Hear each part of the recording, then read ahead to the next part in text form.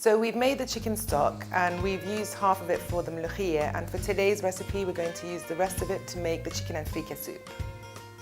So in here we've boiled the chicken with the onions, cardamom and some spices. This is the freekeh. I'm going to now cook this separately from the chicken but use the stock. Excuse the massive colander. So we're just going to take all the liquid.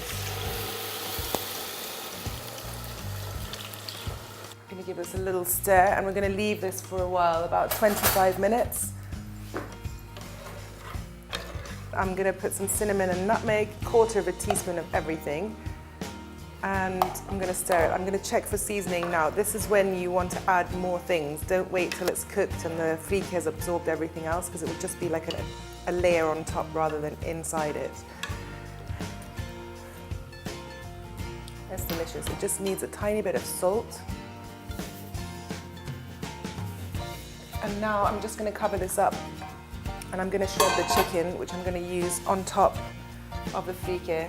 And you can use any part, the leg, the breast, anything from the back. It all depends on what you prefer. So I'm going to take the breast and just shred it.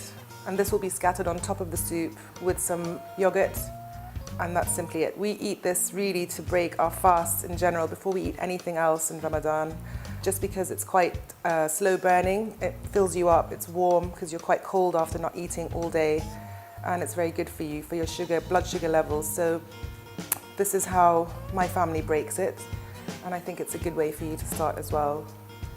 And then we just leave the chicken on the side until the freekeh soup is ready, and then we serve. So the freekeh soup has been cooking for about 15-20 minutes, and I'm just going to add the shredded chicken into the pot and leave some more for garnish after. So I'm going to just put a bit in here and then leave some. Give this a bit of a stir. And you can see all the colour of the nutmeg, the cinnamon, the bay leaf and cardamom have all infused into this stock. It is so beautiful, and also you've got the grain which has also coloured it. This is now ready. You're going to serve it with a dollop of yogurt, and that's basically it. It's so nourishing for you, and again, like I mentioned before, we usually break our fasts with this soup because it's slow burning. It brings your sugar level balance back to normal after a hard day of fasting, and it tastes amazing. So you can omit this yogurt part, but I think it just adds something really nice to the dish. And that's your chicken freekeh soup ready to serve.